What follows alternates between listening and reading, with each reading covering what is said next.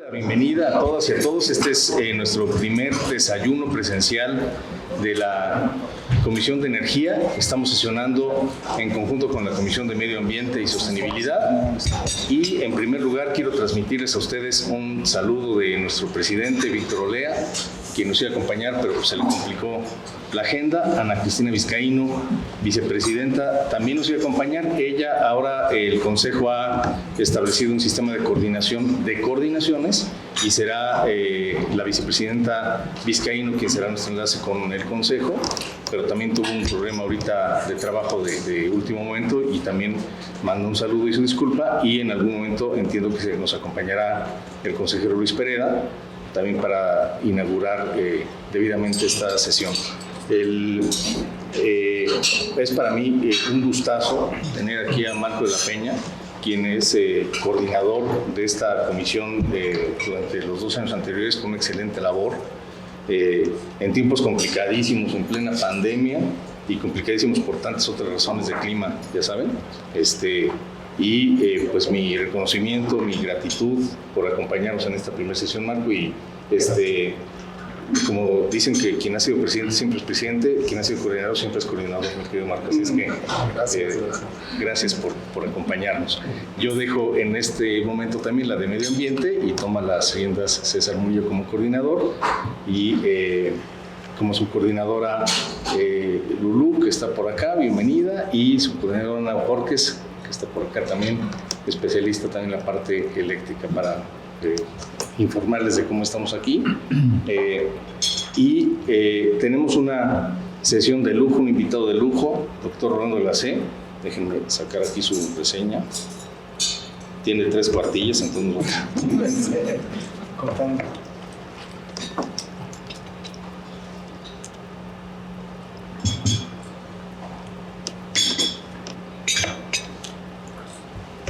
Una de las cosas más relevantes en esta época, creo yo, es la capacidad de reunirnos y de conversar.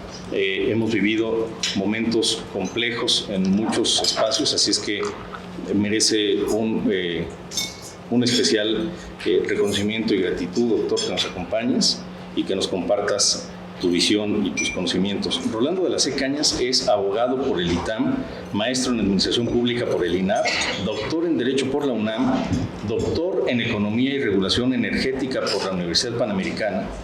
Cuenta con una especialización en regulación de recursos no convencionales de petróleo y gas y otra en negociaciones con partes interesadas y comunidades indígenas por el International Center of Regulatory Excellence y el Centro de Regulación Energética y Economía del Desarrollo de la Universidad Panamericana. Ha sido catedrático desde hace más de 20 años en distintas instituciones educativas como la UNAM, el ITAM y el INAP. Ha ocupado diversos cargos en la administración pública, tanto en el Poder Ejecutivo como en el Poder Judicial. En el sector energético, a partir de 2014, fue consultor en materia energético-ambiental, desarrollando varios proyectos para la CEA. Posteriormente fue director general de regulación de la Comisión Nacional de Hidrocarburos y actualmente es titular de la unidad jurídica de dicha comisión. No cabe duda que eres un experto en la materia, tanto en la parte práctica como en la parte académica, y sin más, te doy la bienvenida y gracias por estar con nosotros. Al contrario, muchas gracias por la invitación. Buenos días a todos. La verdad es que sí me da mucho gusto que se hayan reanudado ya estos desayunos. Me ha tocado venir a varios, también en el World Trade Center o antes en el University. Ya no hay en el University, ¿verdad? Ya lo dejaron, esa sede ya se fue. Y debo decir también que pues yo también soy, yo no sé si el que es presidente nunca deja de ser presidente y el que es barrista nunca deja de ser barrista. Así es. ¿No? ¿Por qué? Aplica. Por la analogía, pero también en algún momento fui miembro activo de la barra y me encanta lo que se hace y la formación que se tiene en este colegio. Yo he tenido la oportunidad de Bueno, primero, me siento cómodo, la verdad es que de todos ustedes, y además flanqueado por dos muy buenos amigos de muchos años, y hemos compartido desde las aulas hasta reuniones en otros lados, hasta compartido escuelas en los hijos, en fin, nos hemos visto en todos lados. Yo empecé a tener contacto con todos los temas energéticos desde que fue la reforma y tuve la oportunidad de empezar a participar en ella desde sus inicios. Entonces, yo sé que esta es una sesión mixta de dos comisiones, entonces yo lo único que quiero es platicarles un poco cuál ha sido la experiencia que en particular he tenido. No pretendo de ninguna manera poner ningún tipo de posiciones, más bien me gustaría que pudiéramos platicar después y darles un poco de contexto, en primer lugar sabiendo que, bueno, pues a lo mejor aquí hay expertos en ambiental, expertos en temas eléctricos y por supuesto expertos en temas de hidrocarburos, pero primero para que todos podamos partir de una misma base y a ver si esto jala así. Yo planteé mi presentación básicamente en cuatro rubros. Primero dar un poco de antecedentes, luego hablar de lo que hemos hecho en la CNH. Estamos cumpliendo 10 años. En diciembre estaríamos cumpliendo 10 años de la reforma energética. 8 años estamos también cumpliendo de que se firmaron los primeros contratos. Entonces sí hay muchas cosas que hemos aprendido en el camino y que hemos estado ya como poniendo en nuestra lista, ahora que esperanzadamente pues puede haber nuevas rondas en la próxima administración, ¿no? Sí. Yo tengo fe. Yo soy una persona de fe, entonces sí. Sumemos. No, bien, solamente platicarles aquí cómo se ven las cosas.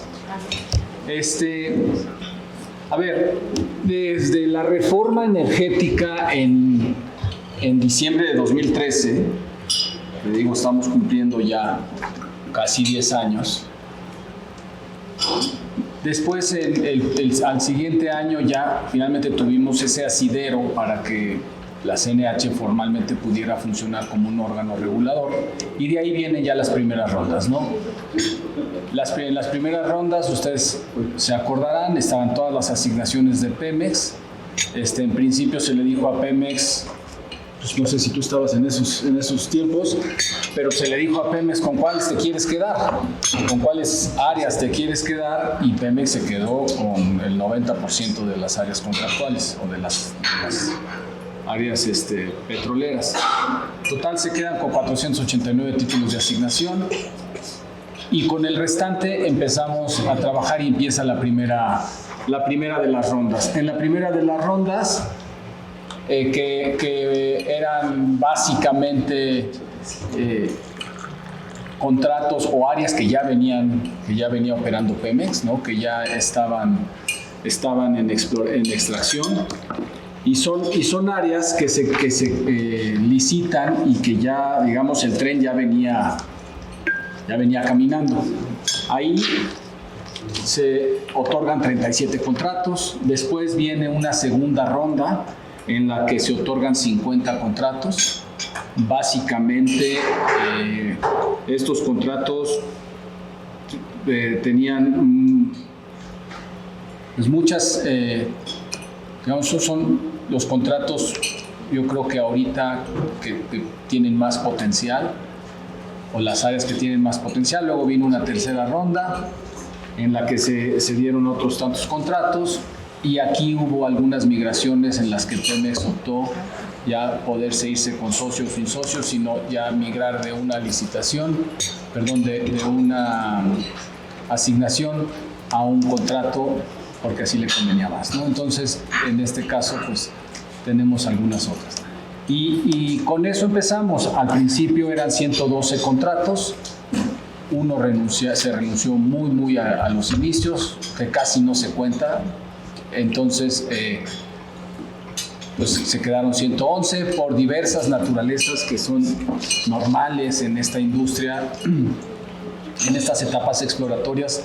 Pues algunos han tenido éxito, algunos no han tenido éxito y no han encontrado y han ido renunciando a los propios contratos. Ahorita tenemos 108 contratos, seguramente vamos a tener menos pronto, pero no derivado de un tema de política energética, sino básicamente porque pues, la parte de exploración es complicada, la lectura geológica es complicada y la inversión es muy alta.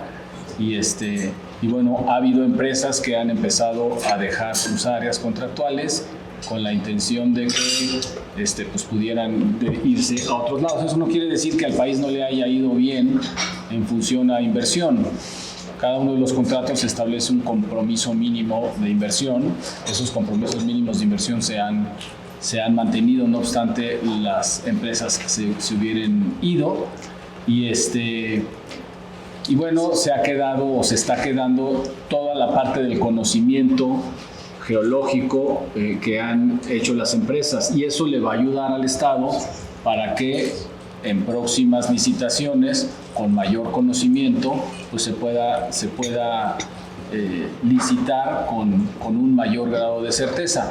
Hay que decir que nosotros licitamos en aquel tiempo con toda la información que tenía Pemex, ¿no? El cuarto de datos que tiene la Comisión de Información del Subsuelo es muy importante, pero en un principio, y con eso fue con lo que empezamos, era pura información de Pemex. Hoy, después de la reforma, se crearon, o más bien se dio el acceso a empresas que se dedican a estudios sísmicos importantes, los cuales pues ellos se dedican a vender información del subsuelo y por supuesto se están mapeando de manera muy importante nuestro territorio en busca de yacimientos. Por supuesto con una intención de negocio que es poder vender esa información por determinado tiempo de exclusividad, y las grandes empresas se acercan a ellos pues para tener justamente más certeza a la hora de perforar, ¿no? Entonces, yo creo que es importante lo que ha pasado, no obstante no hubiéramos tenido ya más rondas, ¿no? Estamos mucho mejor preparados para lo que venga. Yo en ese sentido creo que, bueno, lo retomaré, pero sí soy un convencido de que las cosas suceden por alguna razón.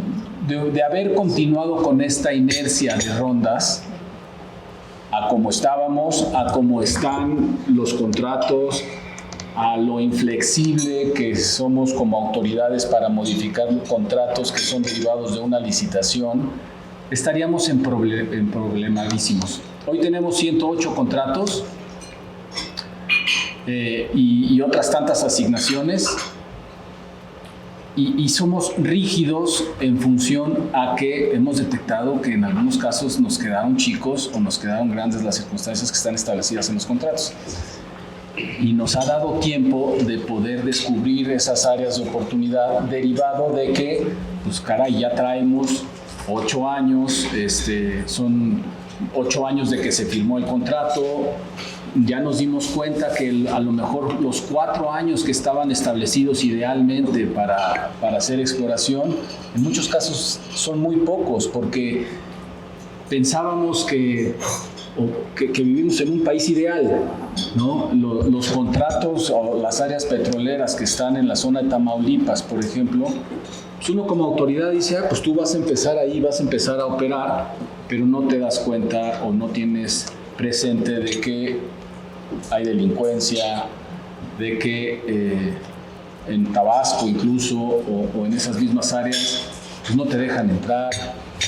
Lo que un operador puede hacer en 8 o 10 horas de trabajo, ahí lo tienen que hacer en 2 o 3 o 4 horas, porque ya después de cierta hora ya no dejan pasar, de que llegan y les roban los depósitos de condensados y no hay manera de poderlo evitar. Es decir, el propio Estado se ha quedado corto en varias situaciones, y esas situaciones pues de alguna manera no estaban previstas cuando todo esto se dio, ¿no? Entonces, pues sí, hay que diseñar en los contratos ciertas válvulas de escape que permitan a los operadores poder hacerlo mejor.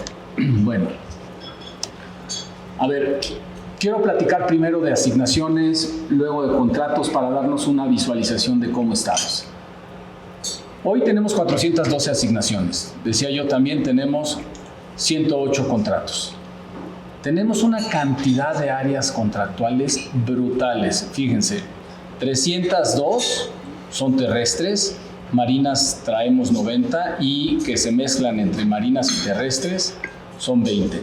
Pero en la otra gráfica, que es muy ilustrativa, lo que podemos ver es que la gran parte de nuestras asignaciones están todavía en la parte exploratoria. O sea, tenemos un potencial brutal de reservas que todavía podemos hacer. Yo diría, estamos en pañales, ¿no?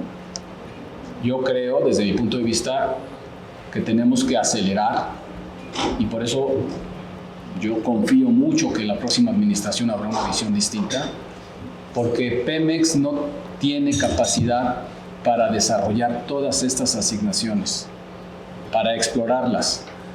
Y la vida útil de los yacimientos, pues, la realidad es que está transformándose.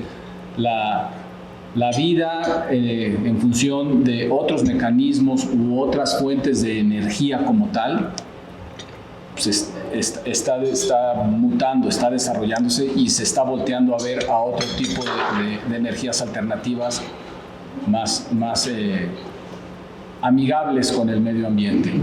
¿Y de qué nos sirve tener tantos recursos si en 30 o 40 años pues ahí se van a quedar, ¿no? Es como tener dinero en una caja fuerte, pues sí, si no lo usas, ahí se va a quedar y al rato ya va a perder denominación. No quiere decir que el hidrocarburo, el petróleo, no vaya a seguirse utilizando.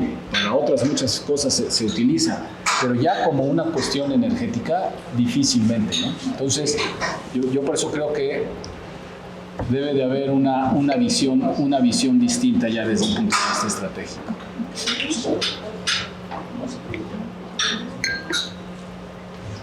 Buenos días, perdón. Buenos días. Qué gustazo. Son invitados tuyos.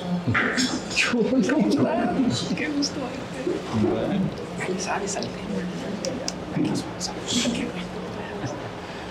Bien, entonces, digamos, esta lámina es ilustrativa por eso, porque nos permite ver que hay mucho que hacer todavía. Hay muchas asignaciones todavía en la parte exploratoria.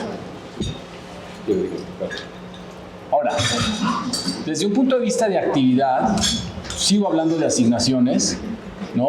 Es lo que nosotros tenemos registrado en ese sentido, es decir, tenemos planes de exploración, planes de desarrollo, tenemos algunas asignaciones que están en evaluación, hay otras asignaciones que están en periodos de transición, que esa fue una figura que buscamos tener.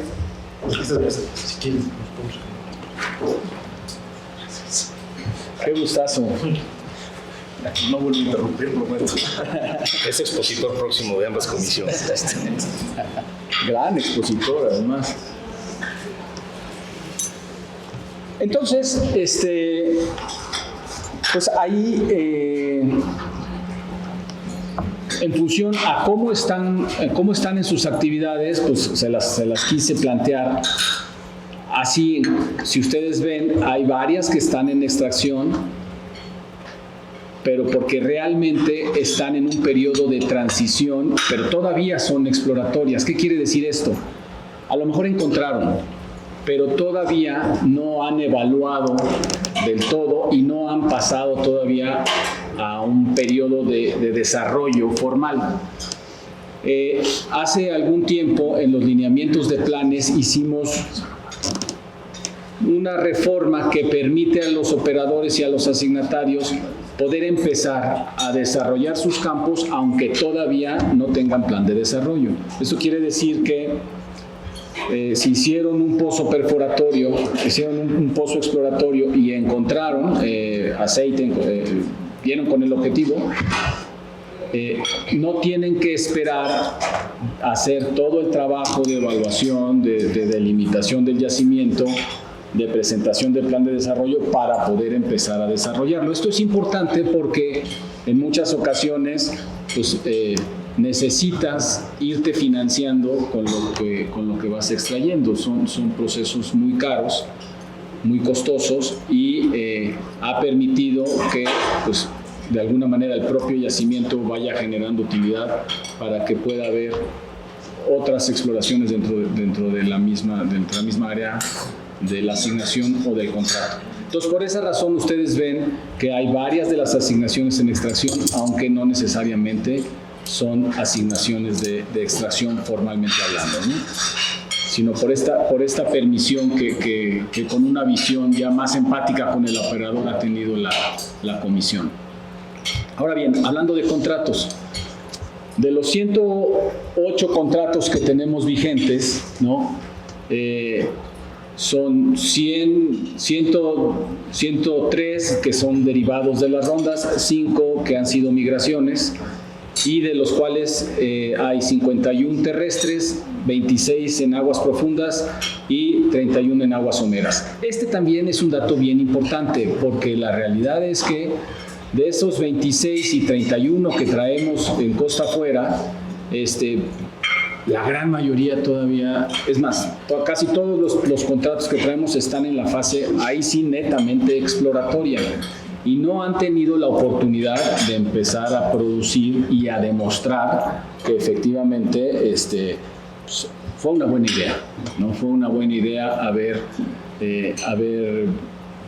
dado entrada a la iniciativa privada para la exploración y la extracción de nuestros propios hidrocarburos. Ha habido una inversión de cerca de alrededor de $13,000 millones solamente en la parte exploratoria, y de estos hay 74 que son licencia y 34 producción compartida. ¿Qué quiere decir esto?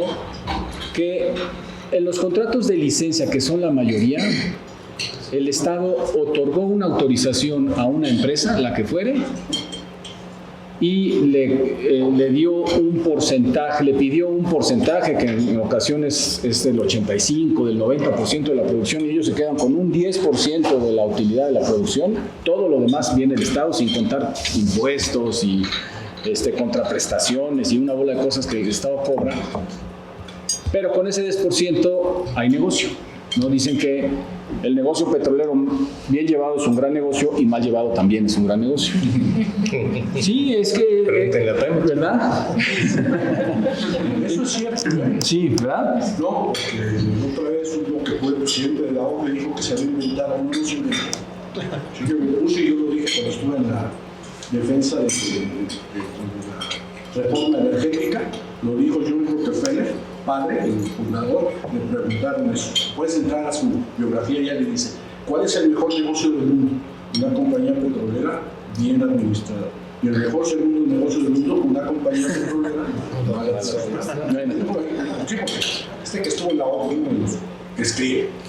Pues es que es justamente esa situación, ¿no? Entonces, en el contrato de licencia a los operadores, a los petroleros, el Estado les deja toda la responsabilidad. Invierten. Si encuentran, qué bueno. Si no encuentran, el Estado no perdió absolutamente nada. Al contrario, ganó lo que les decía yo hace rato. Ganó los estudios sísmicos que antes no teníamos. Ganó pagos al Estado por toda esta tiempo de exploración que no teníamos, ¿no? Estos compromisos mínimos de inversión que están en los contratos, pues que tampoco teníamos.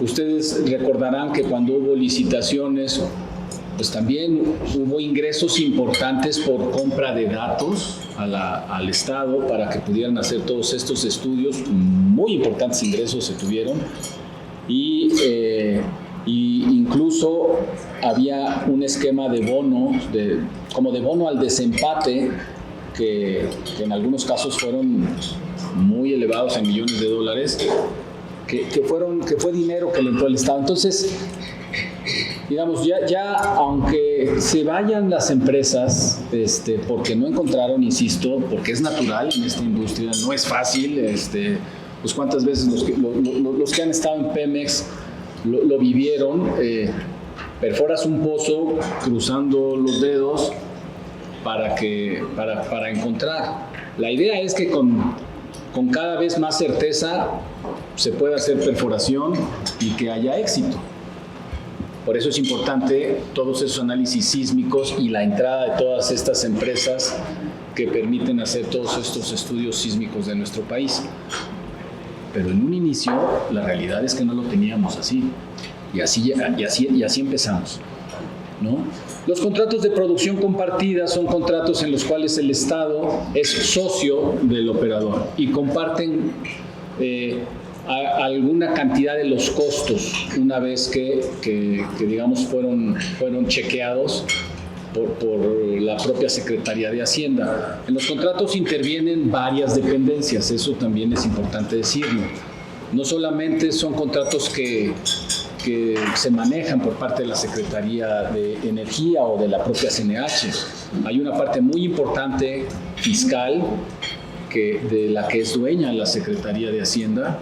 Hay otra parte muy importante de contenido nacional y de inversión que es dueña la Secretaría de Economía.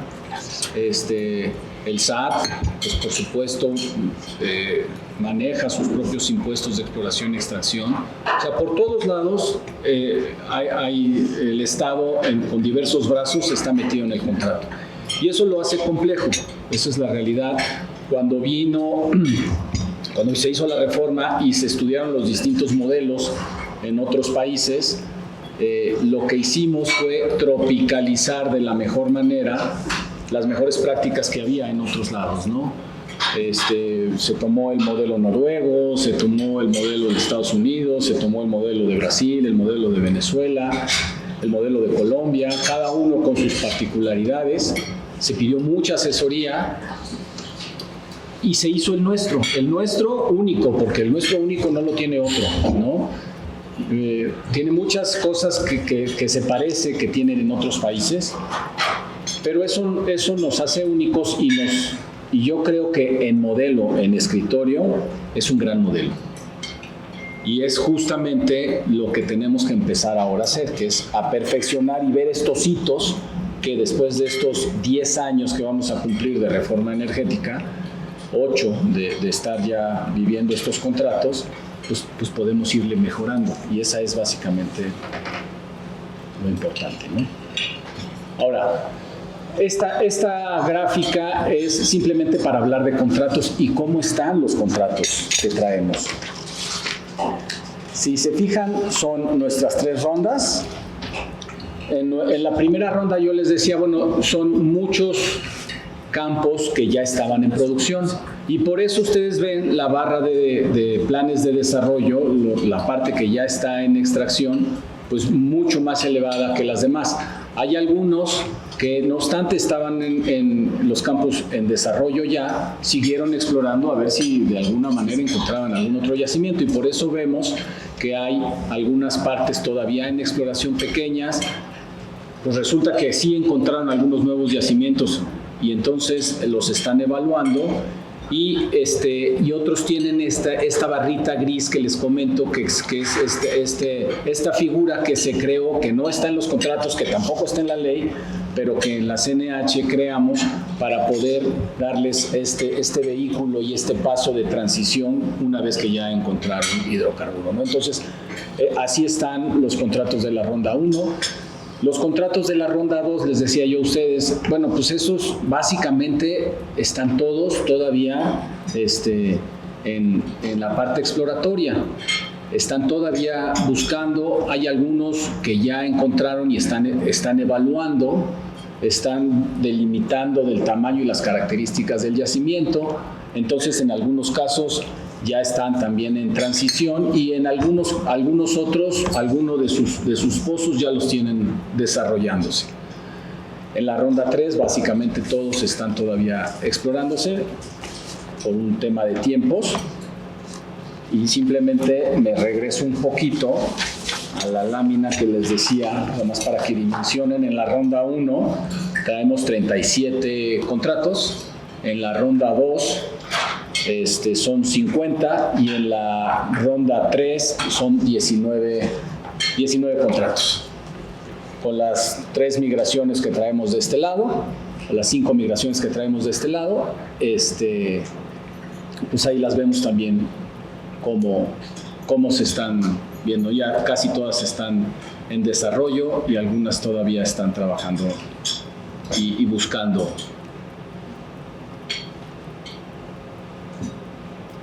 Ahora bien, ¿cómo está el tema de la producción?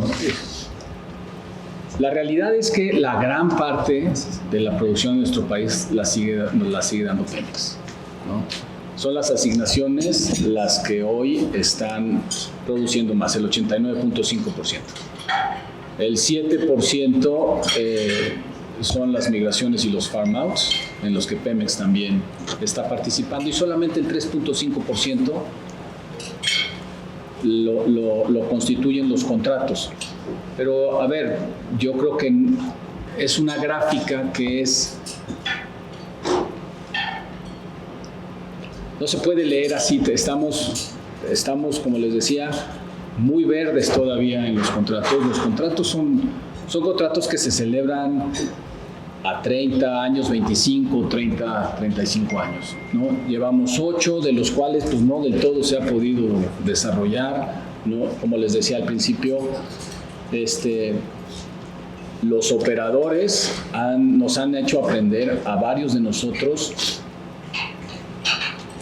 que necesitamos coordinarnos. Ahorita lo veremos un poco cuáles son los grandes retos que tenemos que hacer, pero aún así, bueno, pues ellos han seguido avanzando, ellos han seguido invirtiendo, ellos han seguido en casos encontrando, y bueno, pues ahí está, ¿no? Son 174 asignaciones con producción en aceite, y en gas son 258, de las 258 asignaciones que tienen producción, 174 tienen aceite y las 258 tienen o aceite y gas o solamente gas.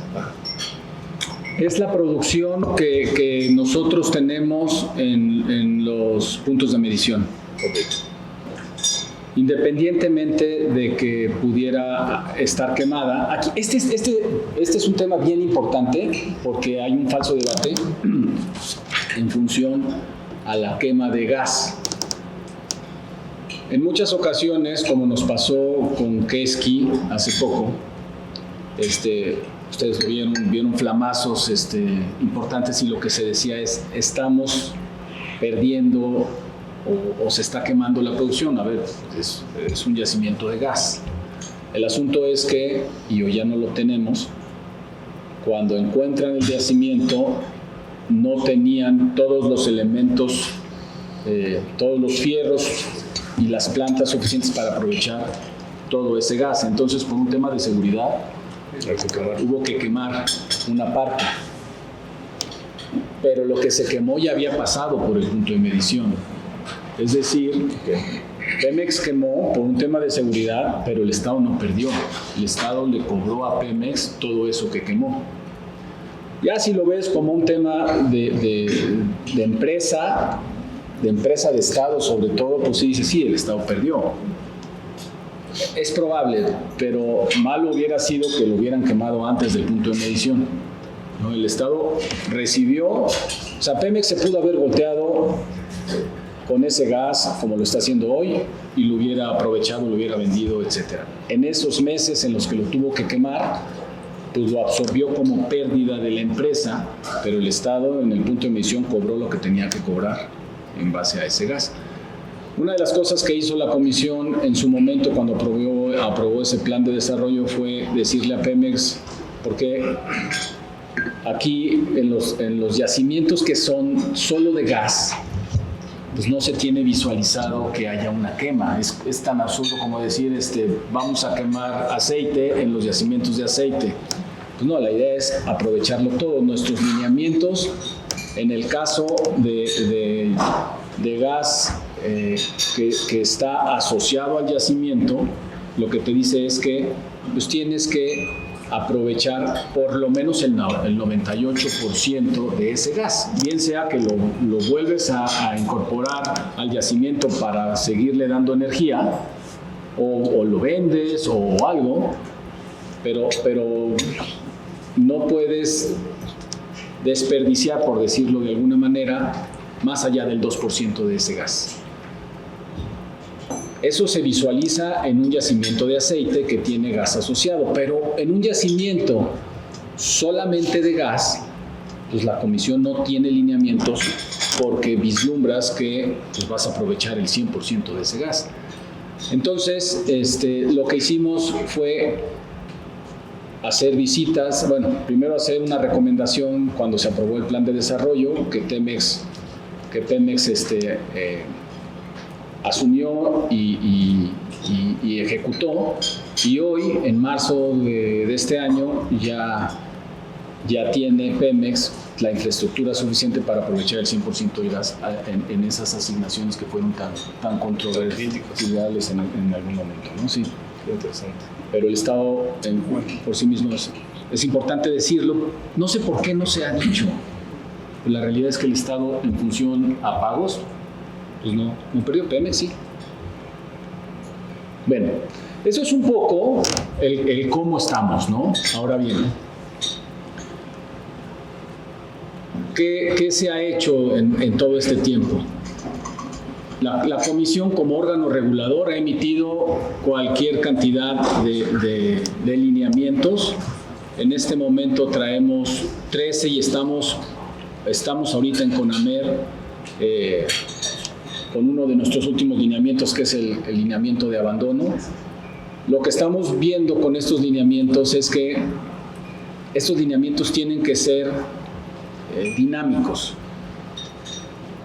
Comúnmente nosotros en la comisión nos sentamos con los operadores, nos sentamos con las dependencias y tratamos de irle siempre atornillando, dándole vueltas a estos lineamientos. De estos lineamientos tenemos, digamos, dos muy importantes estructurales, que son los lineamientos de planes, que son los que regulan los planes de desarrollo, los planes de extracción, los programas, y todos los programas que tienen los operadores que desarrollar dentro de esos propios planes.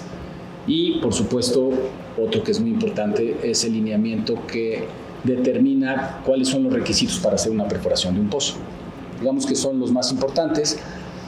Aquí, por ejemplo, hemos ido mutando, estamos ahorita en un proceso importante de tratar de disminuir requisitos de nuestros propios lineamientos. En su momento, por ejemplo, los lineamientos de pozos salieron casi al año siguiente de la reforma, pero en unos años después ASEA emitió ya unas disposiciones para perforación de pozos.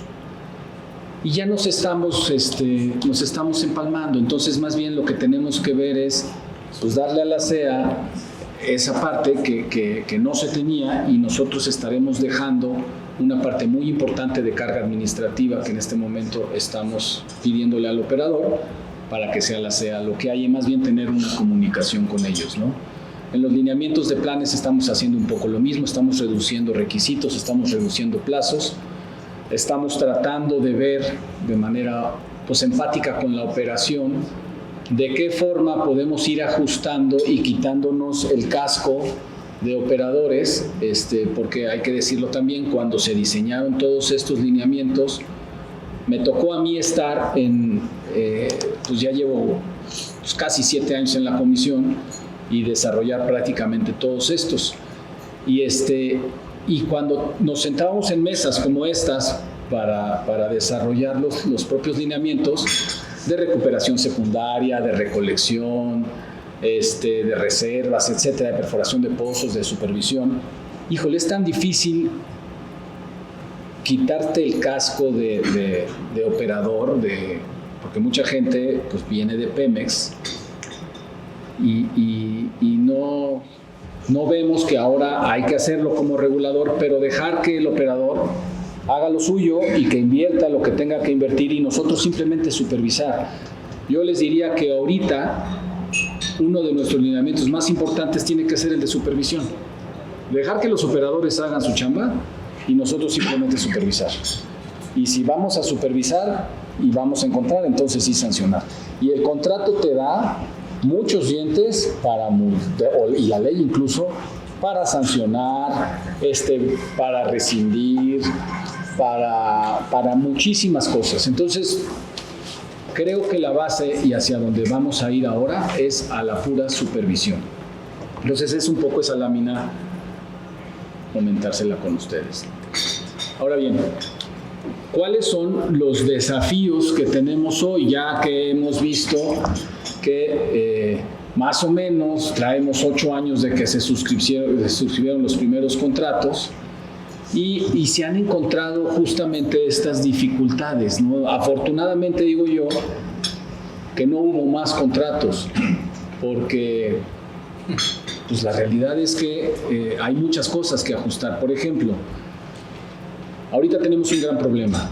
Estamos en el momento en el que muchos operadores, por una consecuencia natural, están teniendo que terminar sus periodos iniciales de exploración, es decir, pasar de la exploración al desarrollo, pero por diversas causas, porque nosotros mismos como autoridades no hemos sabido cómo entrarle a los contratos, porque en contratos de mar la Secretaría de Marina traía una visión muy distinta y está solicitándoles requisitos, por ejemplo, a una plataforma petrolera de abanderamiento, y eso implica que tenga que buscar la plataforma petrolera, tener que decir, oye, bueno, primero las plataformas no se abanderan, ¿no?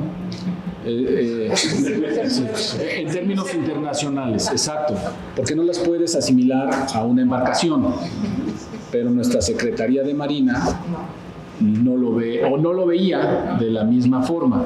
Entonces, las pocas plataformas que hoy tenemos, los operadores han tenido que hacer cosas increíbles, como irse a Panamá y pedir que les abanderen una plataforma, y vienen entonces ya con un abanderamiento de bandera panameña, y los panameños se quedan así como, es que si no me van a dejar en México.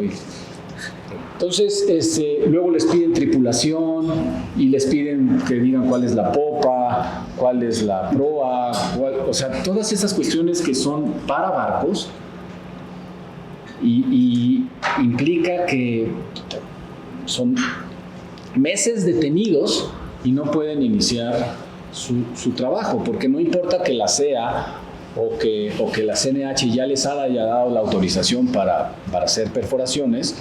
Si la Secretaría de Marina no les da la autorización para hacer sus operaciones, tampoco pueden hacer absolutamente nada, ¿no? O un barco perforador que trae bandera de otro lado, y que para que a la Secretaría de Marina le dé autorización para que pueda empezar tenga una autorización de transporte marítimo, les pide que tienen que tener el 51% de capital mexicano. Las empresas navieras que tienen estos altísimos y especialísimos barcos son 6 en el mundo, ¿no? Y esos barcos traen una lista de espera de 1 año y medio. Entonces, cuando un operador finalmente, después de la lista, trae su barco y le dicen, oye, pues sí, pero para que te demos esta autorización necesitas tener el 51% de capital mexicano, pues no, el barco es griego, no hay manera.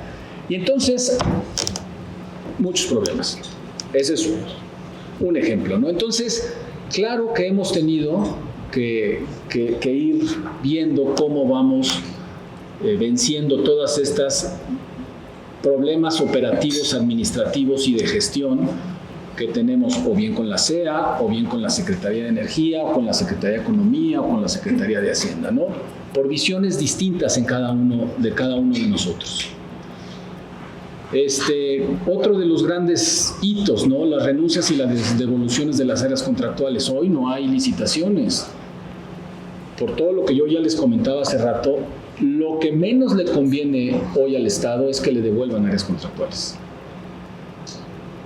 Y lo que menos nos conviene a nosotros es que dejen de explorar.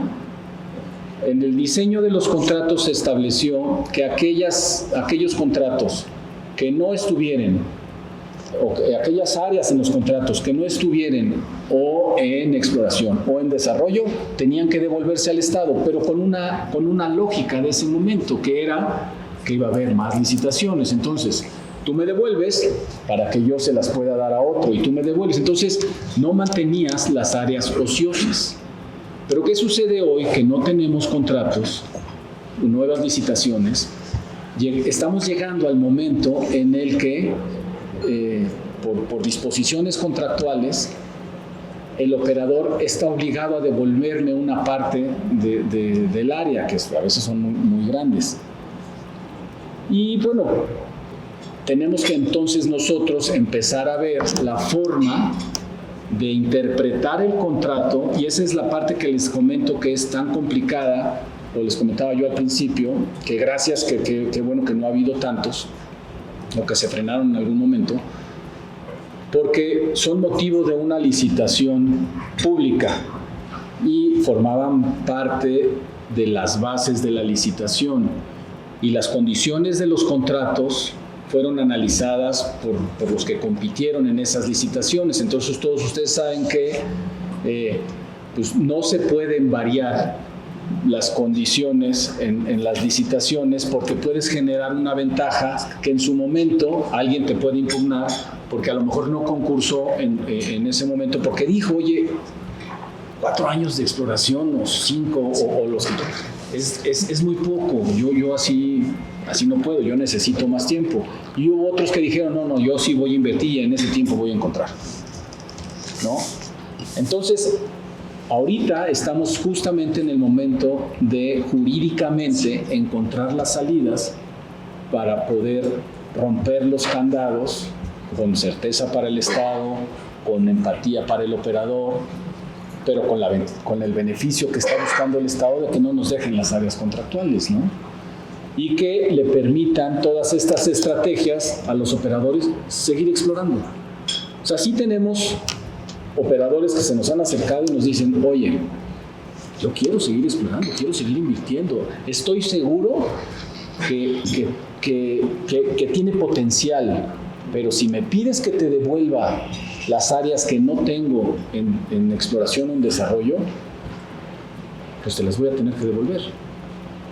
Entonces estamos en ese momento ahorita, junto con la Secretaría de Energía, viendo la forma de que no nos devuelvan las áreas contractuales y que sigan invirtiendo. O sea, los operadores invierten por decirles un caso, por aquí tenía yo una nota.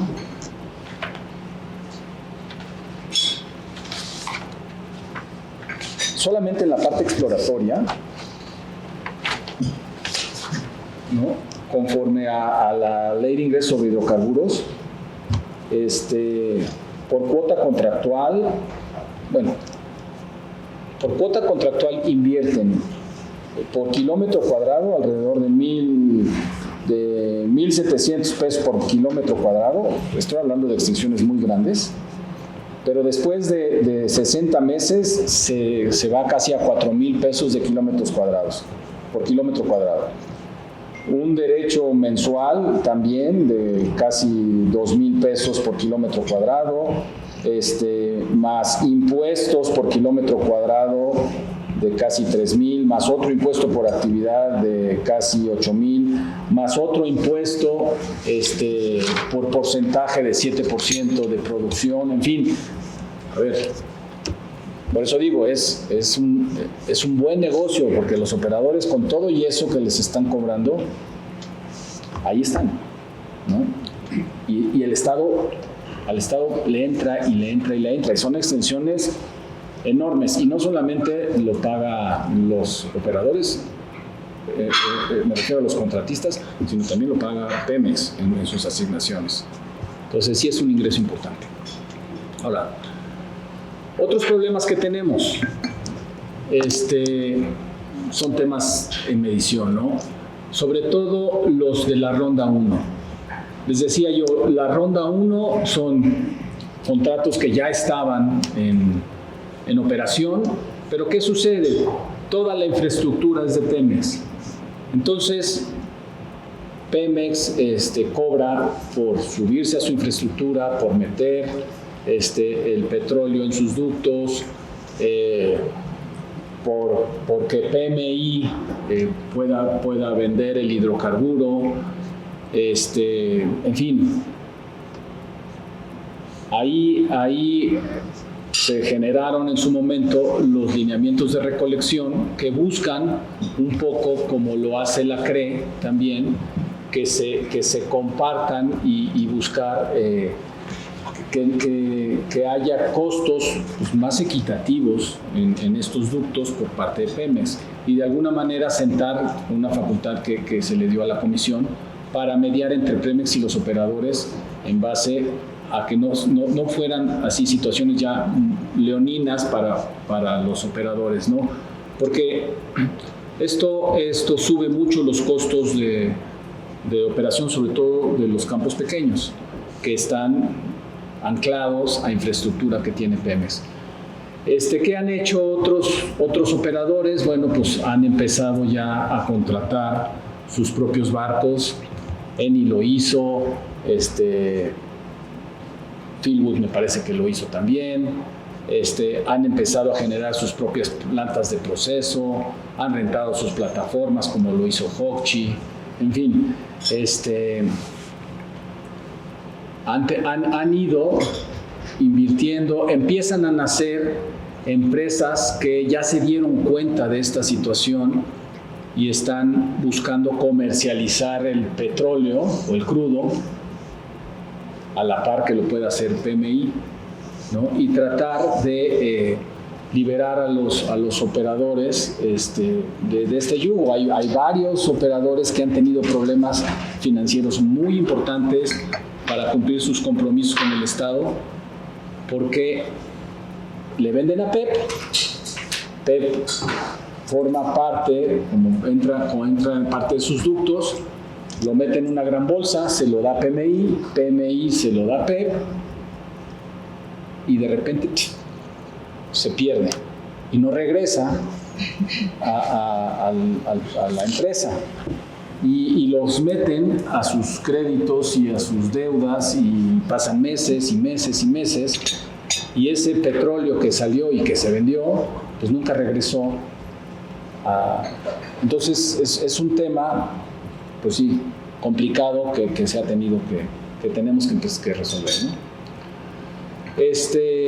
Les comentaba yo de los lineamientos de recolección, por ejemplo, justamente adecuar esta cadena de valor para que podamos mantener en términos económicos viable la operación, generar economías de escala en los lineamientos de recolección, ver de qué forma podemos ayudar a los operadores para que no sea tan onerosa esa participación con PEP en los ductos, buscar que puedan tener producción, aunque no estén en desarrollo, vía los programas de transición, y en fin, ir buscando cómo ir ajustando toda esta regulación de manera continua y permanente para que los operadores puedan dar mejores resultados. Yo creo que eso a la comisión le ha dado mucho éxito.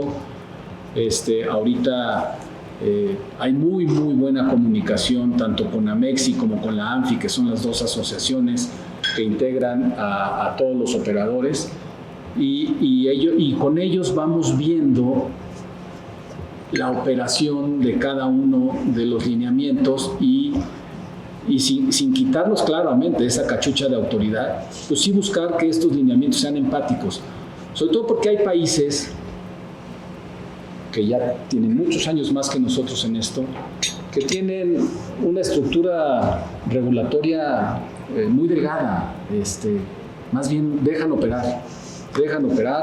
Hay países que no te piden un solo requisito para una perforación de un pozo, toda la responsabilidad de la empresa, ¿no? Entonces, Claro, nosotros veníamos de un proceso distinto, nos aperturamos y cuando nos aperturamos, pero no nos vuelve a pasar lo que nos pasó en 1900, antes de la expropiación petrolera del 38, no.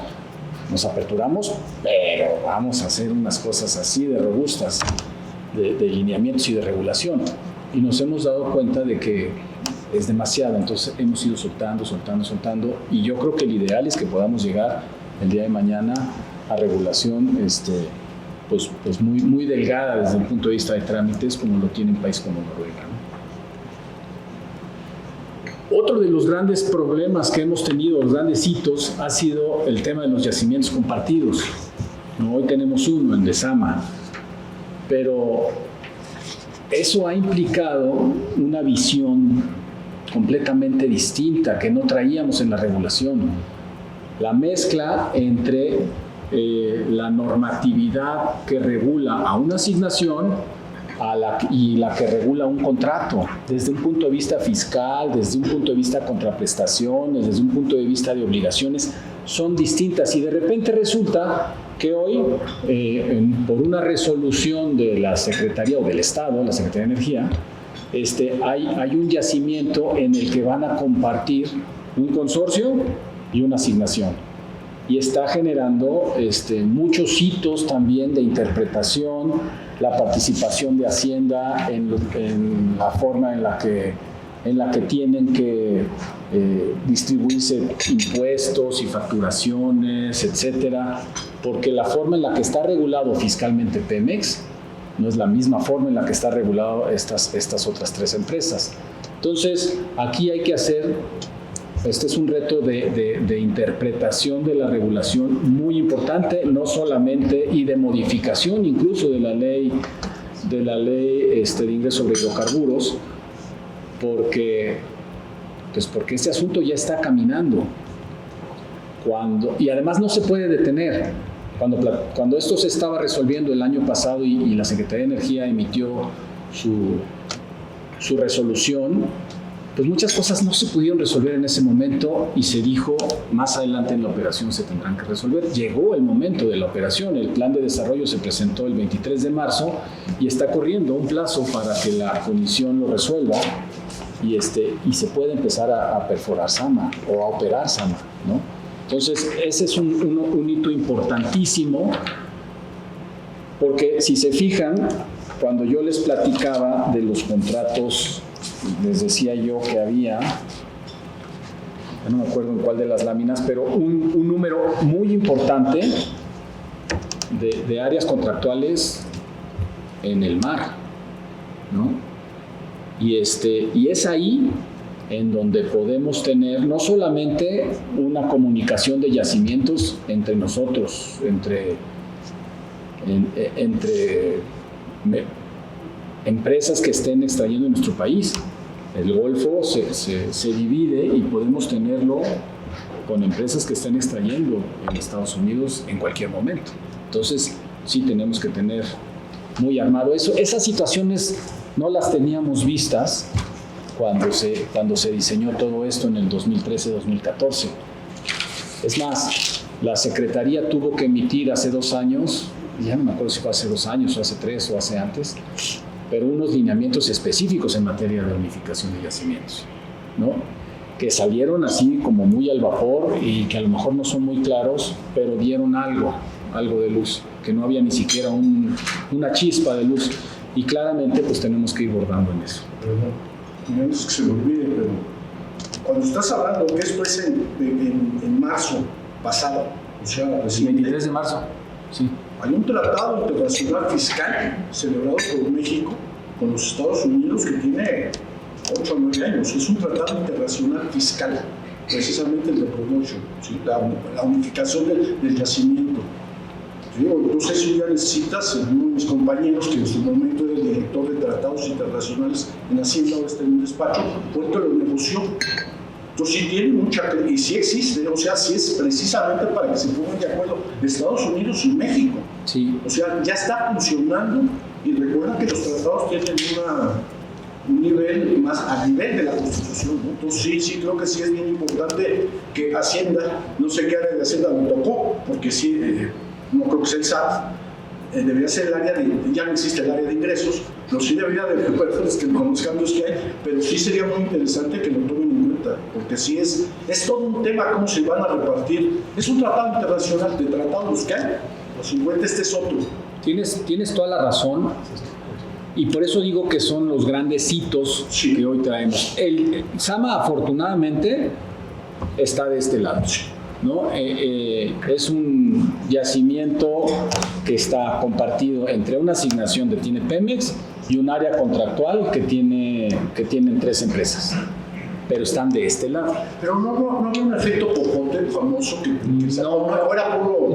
Sí, era puro, no era cierto, pero siempre, sí, tendría que haber un yacimiento muy cercano, y técnicamente yo creo que a lo y mejor, esto se da en todo el mundo, o sea, no es lo que pasa, que pues ya estamos metidos en esos temas, ¿no? pero esa visión, por ejemplo, es importante verla, porque ¿qué tal que se da en algún momento un yacimiento compartido ahora con el otro lado? Es justamente lo que se tiene que voltear a ver tratados internacionales, qué hay en materia fiscal, etcétera. Bueno, son situaciones que hasta este momento en operación no se han dado, pero claramente se tienen que visualizar.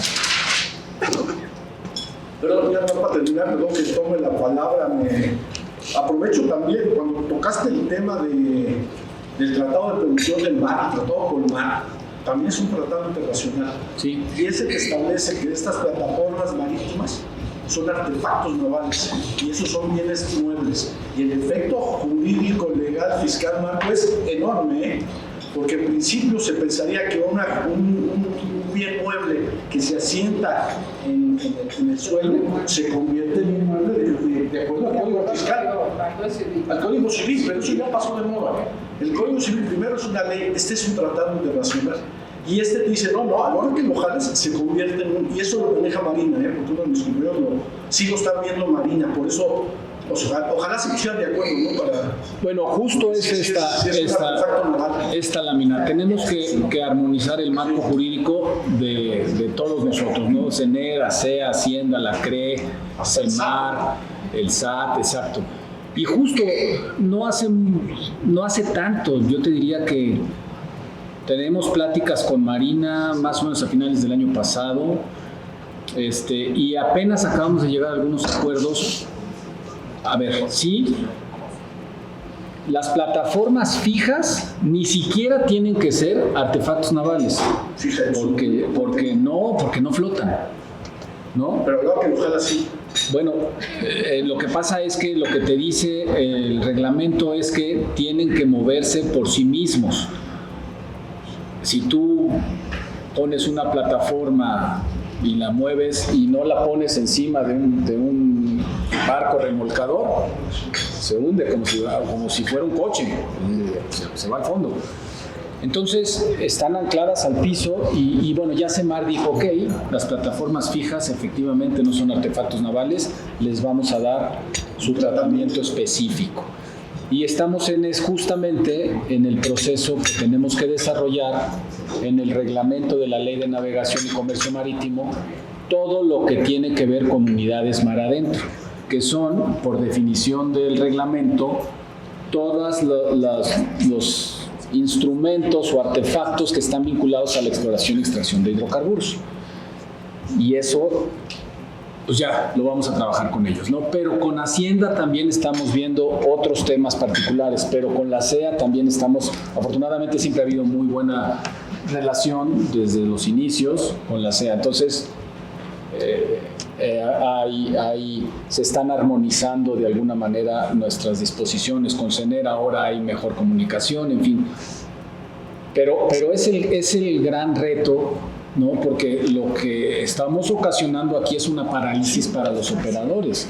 El que no compartamos criterios y nos sentemos burocráticamente a esperar a que resuelvan, pues al pobre operador lo tienes regresando a la ventanilla y regresando a la ventanilla y no, es que eso te lo tiene que resolver la ASEA. Y entonces van con la ASEA y dicen, no, pero es que esto es competencia de la Secretaría de Marina, y entonces van con la Secretaría. Y ya pasaron meses y a veces años. Y entonces tienen que venir con nosotros a decirnos, oye, perdón, pero necesito más tiempo. Perdón, ¿no podrías proponer tener algo permanente? ¿Un comité? Existe ese comité. Es que existe. No, existe. Hay un comité de coordinación. Hacienda, después Pemex, Hacienda, SAT y funcionó. No, existe un comité de coordinación establecido en la ley de órganos reguladores que preside la Secretaría de Energía. La Secretaría de Energía, está la CRE, está Hacienda, está Economía, estamos nosotros, está... o sea, y puedes invitar a quien sea. Y es justamente para poder ir viendo estas situaciones. Este año no ha sesionado ni una sola vez y supuestamente debería sesionar por lo menos cada 3 meses. ¿No? Entonces, por supuesto, se está empujando. Dudo mucho que sesione. Bueno, parece que ya lo van a hacer sesionar, pero el mismo comité parecido tiene la Secretaría de Economía para sus temas. O sea, por eso digo, en papel hicimos una gran reforma. El documento y la forma en la que está estructurado es muy bueno. El tema fue ya en la operación, pues nos hemos atorado un poco. Rolando, una pregunta. En el tema que decías de la posibilidad de darle más tiempo a los operadores que no han podido explorar y que desearían seguir invirtiendo en la exploración, decías que ya hay pláticas CNH, CNER para evaluar cómo hacerle para así poder dar esa posibilidad. Sí.